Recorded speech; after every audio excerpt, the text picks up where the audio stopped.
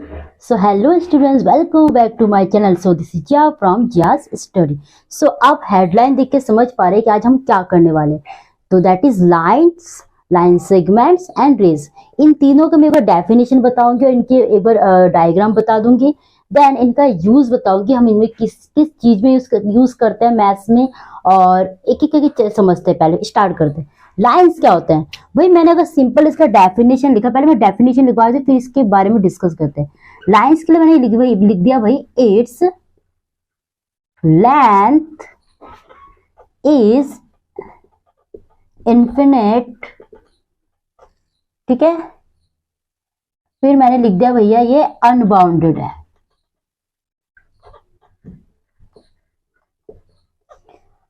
अब ये क्या मीनिंग है. इन्फिनिट क्या होता है, जिसका कोई, जो दूर दूर तक चलता है ना, जिसमें कोई ऑब्जेक्शंस नहीं है.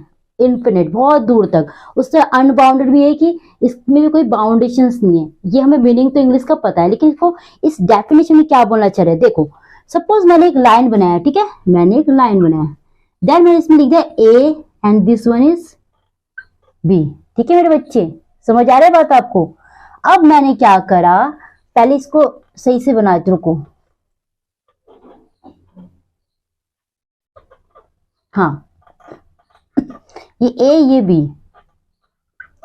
मैंने कहा कि its length is infinite and unbounded. मतलब इस ये जो हमने ए बी बनाया, ए और बी पॉइंट, यहां तक की बात नहीं है. ये आगे हम कोई, ये आगे के इस डायरेक्शन आगे और भी एक्सटेंड हो सकता है. और इस पॉइंट से ए से भी आगे ऑपोजिट डायरेक्शन में ये एक्सटेंड हो सकता है. चीजें समझ रहे हो.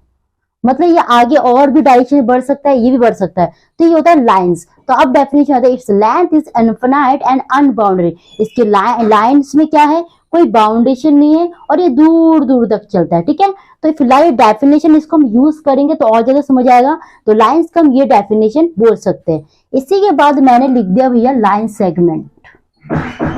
Line segment. अब ये इसका ऑपोजिट है. इसमें क्या होगा, इट्स लेंथ इज फिनाइट. ठीक है, फिनाइट और बाउंडेड है.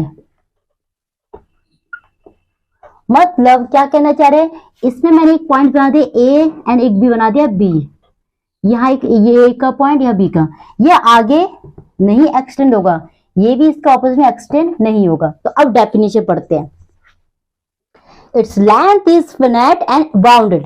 इसके जो लेंथ है, इसके लेंथ यहां तक रहेगा ना. ये इस बी अपने ऑपोजिट में और आगे हो सकता है ना, ए अपने और आगे जा सकता है और डायरेक्शन में और एक्सटेंड नहीं हो सकता है. ये लिमिटेड है. बट इस वाले लाइंस में कोई कंडीशन नहीं था, लिमिटेशन नहीं है. ये इनफिनाइट और अनबाउंडेड है. तो ये तो हमारा हो गया लाइंस, और ये होगा लाइन सेगमेंट. इसी के बाद हम रेस को डिफाइन कर लेते हैं. ठीक है जी.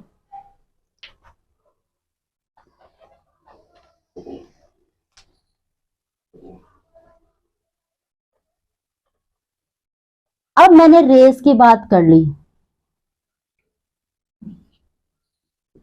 हमें पता है इट हैज 2 पॉइंट. ठीक है भाई, इसमें 2 पॉइंट्स हैं which are connecting each other, which are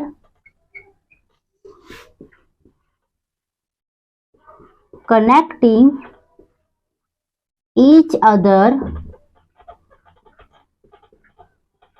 but it has 1 end point. ठीक है, अब ये क्या बोल रहा है, मीनिंग क्या है. मैंने एक लाइंस बना दिया. ठीक है जी, मैंने इसमें एक पॉइंट बना दिया और ये एक और पॉइंट. इसको मैंने ए दे दिया, इसको मैंने बी दे दिया. ये पॉइंट देखते समझ आ रहा है कि ये आगे और एक्सटेंड नहीं हो सकता. लेकिन ये जो है, ये लाइन, ये जो आपको दिख रहा है ये लाइन, ये लाइन सेगमेंट्स का ही तो वो है कि यहाँ तक लाइन सेगमेंट का पॉइंट्स क्या बोलता है. एक लाइन सेगमेंट पॉइंट होगा, एक लाइंस का एरो होगा. समझ रहे हो बात को. तो जब ये पॉइंट दिखाया तो मतलब ये यहाँ तक है, ये आगे और नहीं बढ़ सकता. वही अगर ये एक तरफ जो ये एंड पॉइंट है, इसका जो एक और एंड पॉइंट है वो आगे एक्सटेंड हो सकता है. तो मतलब रेस में 2 कंडीशन होगा, एक लाइंस बना होगा एक लाइंस बना होगा, एक लाइन सेगमेंट बना होगा, जिसमें क्या होगा, एक एंडिंग पॉइंट होगा जो आगे बढ़ता जाएगा जितना मर्जी से, इनफिनाइट है, और एक क्या फिनाइट है। क्लियर? तो ये था हमारा रेस। इससे पहले हमने लाइंस करा था, अभी लाइन सेगमेंट। अब इन सब का क्या रोल है ये आपको पता होना चाहिए कि ये किस तरह बनते हैं। अब इसे रेस कर दो, एक बात और बताना है आपको। चलो,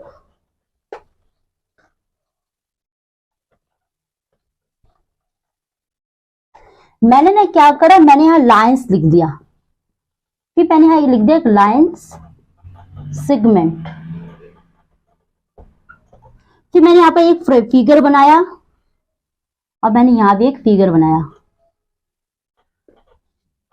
लेकिन जो मैं लाइन से फिगर बनाया ना, लाइंस का क्या रूल होता है, वो अनबाउंडेड होता है। क्या होता है? अनबाउंडेड और इनफिनाइट होता है। मतलब ये आगे और बढ़ता जाएगा,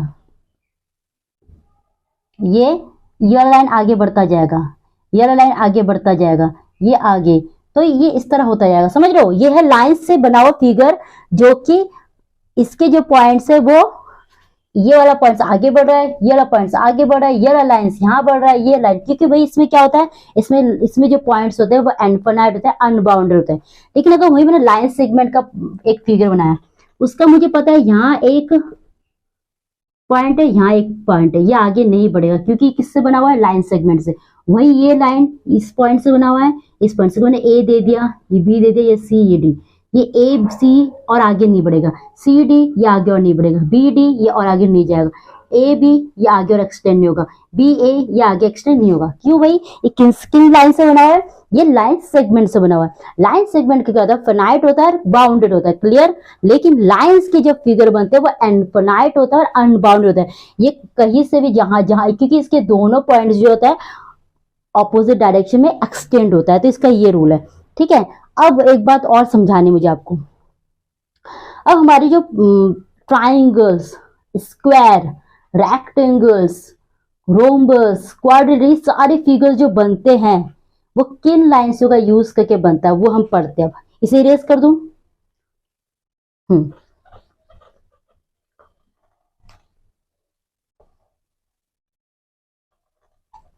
पहले मुझे पता होना चाहिए पॉलीगन क्या होता है। मैं अगर पॉलीगन की बात करूं, क्या होता है, एक फिगर होता है, एक क्लोज का डेफिनेशन लिखवा दो पहले। A closed figure made up of by using at least 3 line segment। पहले मुझे पता है ये भाई एक फिगर है, ये भी एक फिगर है, और ये भी एक फिगर है। बट बेटा इसमें क्या ये पूरी तरह क्लोज्ड है, पूरी तरह चारों से बाउंडेड है? नहीं ना। तो ये कैसा फिगर है, ये ओपन फिगर है। पहले मैं लिखवा दूं। वही मैंने यहाँ भी एक फिगर बनाया, लेकिन इसमें 4 साइड्स पूरा कवर कर दिया। तो ये कौन सा फिगर है, क्लोज्ड फिगर। तो अब डेफिनेशन की तरफ आते हैं। पॉलीगन क्या होता है, अ क्लोज्ड फिगर, एक close figure made up of by using at least 3 line segment.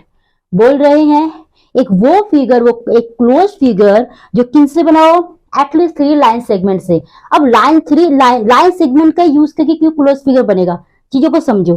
भाई हमने पढ़ा है लाइन सेगमेंट होता है क्या है, जो बाउंडेड होता है और फिनाइट लाइंस होते हैं। मतलब ये इसका यही पॉइंट होगा, यही फिक्स होगा, ये आगे और बढ़ेगा नहीं। यहां से ये आगे, पहले प्लेसिंग कर दो, ए बी सी डी। ना ये ए से और आगे एक्सटेंड होगा, ना सी से और एक्सटेंड होगा, ना बी से एक्सटेंड होगा, ना डी से, ना इस तरह ये वो यहां से भी, ये मतलब आगे एक्सटेंड नहीं हो पाएगा, क्योंकि इसमें कौन सा लाइंस यूज हुआ है, लाइन सेगमेंट। तो मतलब हम ये कह सकते हैं जो पॉलीगन फिगर है वो किन चीजों से बनता है, लाइन सेगमेंट से। ठीक है? इतनी बात क्लियर है? अब बात करते हैं पॉलीगन कितने टाइप्स के होते हैं। ये तो हमें पता है कि पॉलीगन का यूज करके वही फिगर बनता है क्लोज वाले। और क्या यूज होता है पॉलीगन में, लाइन सेगमेंट यूज होता है, तो इसी को हम पॉलीगन कहते हैं। अब टाइप्स ऑफ पॉलीगन क्या होते हैं वो एक बार पढ़ लेते हैं।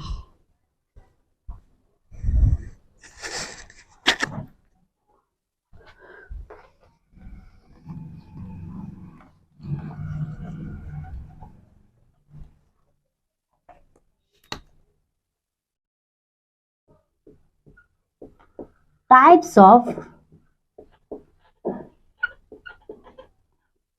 पॉलीगन। पहला हमने लिख दिया भैया ट्राइंगल। इसमें कितने साइड्स होते हैं? ये 3, इसमें 3 साइड्स होते हैं, ठीक है। 3 लाइन सेगमेंट का यूज होता है इसमें। 2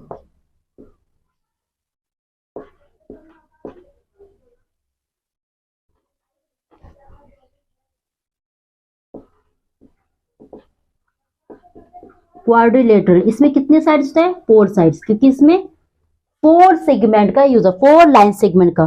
थर्ड हमारा हो गया पेंटागन, क्योंकि 2 साइड वाला तो हो ही सकता, 2 साइड से क्या बनेगा? ही मानो 1 2, ये तो क्लोज फिगर बन नहीं रहा, तो ये तो पॉलीगन बन नहीं सकता। पॉलीगन को तो कंडीशन है कि क्लोज फिगर होना चाहिए। तो अब देखो पेंटागन में क्या होता है जी, पेंटागन में 5 साइड होती है, यानी कि इसमें कितने लाइन सेगमेंट यूज होता है? 5। नाउ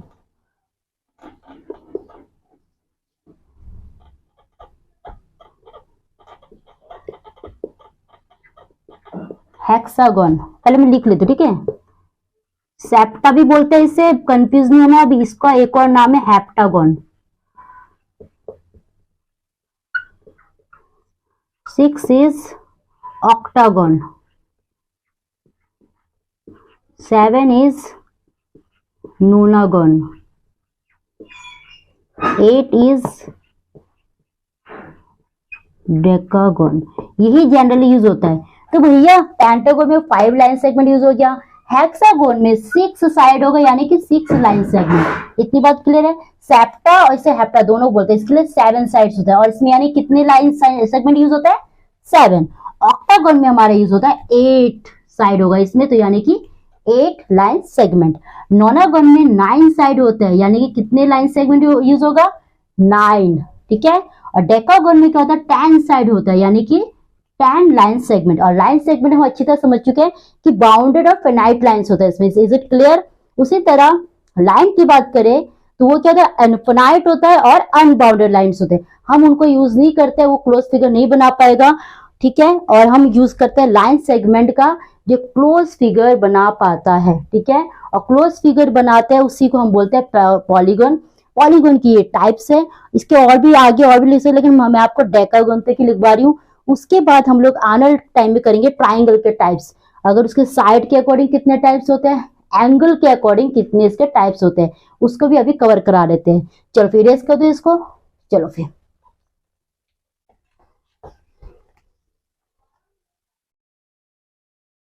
पहला हमारा है ट्राइंगल। इसके कितने साइड्स होते हैं? 3 साइड, ठीक है। अब मैं इसके बाई साइड के हिसाब से, साइड के अकॉर्डिंग इसके वो इसका मैंने टाइप बनाया। इसके 2 टाइप्स होते हैं। अगर उसकी बाई साइड, साइड के अकॉर्डिंग कितने टाइप्स होते हैं, और अगर एंगल के अकॉर्डिंग बाय एंगल, ठीक है। ट्राइंगल के बाय साइड्स और bye angle. Is it clear? कोई दिक्कत? तो फिलहाल हम करेंगे बाय साइड। साइड के अकॉर्डिंग अगर ट्राइंगल की बात करें तो साइड के पॉइंट ऑफ व्यू से कितने टाइप्स ऑफ ट्राइंगल होते हैं, तो वो पढ़ लेते हैं। इसको अब चलो, अगर मैंने बाय साइड की बात करा, by side types of triangle, तो भैया फर्स्ट होता है हमारा isosceles triangle. Isosceles triangle. Second हमारा होगा scalene triangle. Scalene triangle. Third हमारा होगा इक्विलेटरल ट्राइंगल।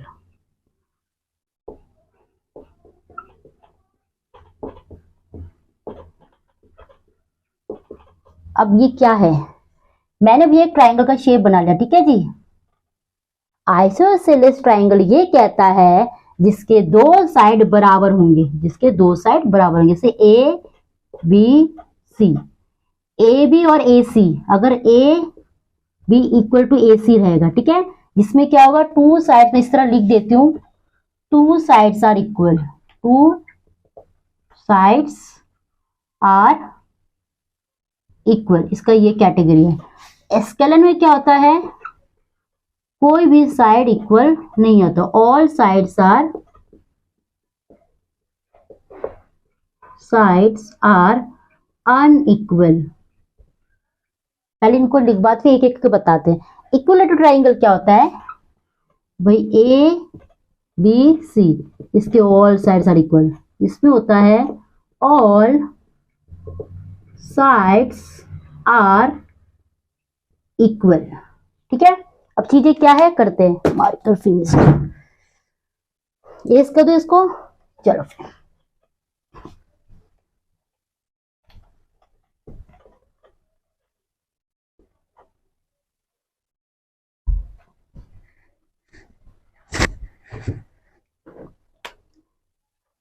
और एक चीज और बता दो भाई, एक ट्राइंगल है ए बी सी। पहले इसकी एक बात समझ, इसकी प्रॉपर्टी समझ लो।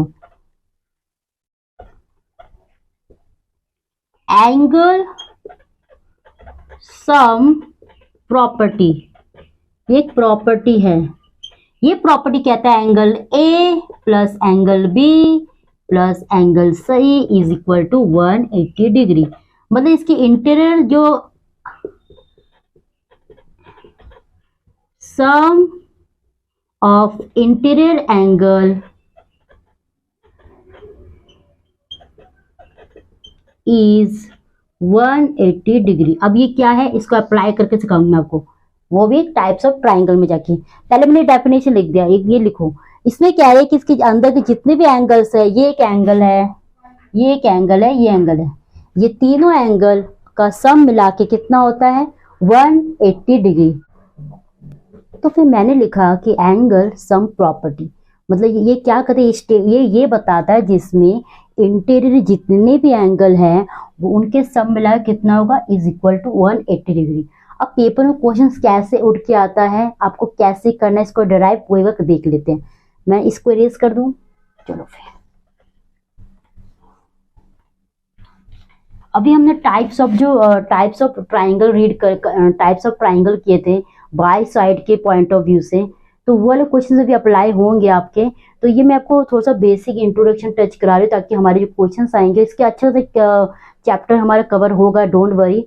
तो फिलहाल एक एक्सरसाइज करना था, इसलिए मैंने आपको थोड़ा सा बेसिक बताया ताकि आपको ये छोटी छोटी चीज पता होना चाहिए। तो देखो सपोज मैंने एक क्वेश्चन लिया, फॉर एग्जाम्पल एक क्वेश्चन लिया भाई, एक ट्राइंगल है, ठीक है जी, एक ये ट्राइंगल है, मैंने इसको प्लेस कर दिया ए बी सी। इतनी बात क्लियर है। अब मैंने बोला कि भैया ये जो है ये वाला एंगल है आपका, छोटा कोई नंबर लेते हैं,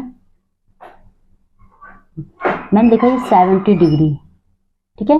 फिर मैंने ये इसे डिग्री, ये जो पॉइंट है इसे डिग्री बोलता है, ठीक है। फिर मैंने लिखा इसे 180 डिग्री। इतनी बात क्लियर है। अब मैंने बोला कि मुझे बताओ एंगल सी क्या होगा, इसका वैल्यू आपको फाइंड आउट करना है। भाई हमें पता है by angle sum property, by angle sum property क्या कहते हैं कि जो तीनों एंगल है, angle A angle B plus angle C मिला के कितना होता है 180 डिग्री। इतनी बात क्लियर है। अब मेरे पास एंगल ए की वैल्यू है जी 70 डिग्री, एंगल बी की वैल्यू है 80 डिग्री, मुझे एंगल सी की वैल्यू नहीं पता, मुझे वही फाइंड आउट करना। तो कैसे करोगे 180 डिग्री। अब इन दोनों को ऐड करो, 170 प्लस 80 कितना होगा जी 150 degree plus angle C equals to 180। वही उसी तरीके से करोगे जैसे हम लोगों ने इक्वेशन से काम करते थे। तो मेरे बच्चे angle C as it is रहेगा 180 डिग्री, ये प्लस और उधर जाए क्या हो जाएगा ये माइनस 150 डिग्री। तो एंगल सी हमारा आ जाएगा 180 में से 150 डिग्री गया तो कितना बचा 30 डिग्री। मतलब देयरफॉर एंगल सी कितना हो गया आपका 30 degree. Now place it 30 degree. समझ आया। आपको पेपर इस तरह देंगे कि भाई एक ट्राइंगल बना देंगे, उसके दो साइड गिवन होंगे, थर्ड साइड फाइंड आउट करो। और हमें पता है कि बाय एंगल सम प्रॉपर्टी ये कहते हैं कि तीनों जो इसके जो सम है अंदर के तीनों साइड तीनों एंगल मिलाकर इंटीरियर वाले पार्ट को मिलाकर कितना होना चाहिए, 180 डिग्री होना चाहिए। अगर 2 गिवन है तो थर्ड हम इजीली फाइंड आउट कर सकते हैं बाय यूजिंग दिस एप्लीकेशन, और बाकी हमें ट्रांसपोजिंग करना आता है। क्लियर, समझ आया बात आपको? तो मेरा ये बेसिकली बताना मेरा इसलिए था कि मैं आपको बता सकूँ लाइन सेगमेंट पॉलीगॉन्स का क्या यूज़ है और ट्राइंगल में किस तरह चीज़ें काम करते हैं, हम एंगल्स के भी करेंगे। So this was the today's topic. फिर मिलते हैं नेक्स्ट क्लास में, और I hope you like this video. If you like then video को लाइक शेयर एंड सब्सक्राइब भी कर देना। Thank you and have a great day.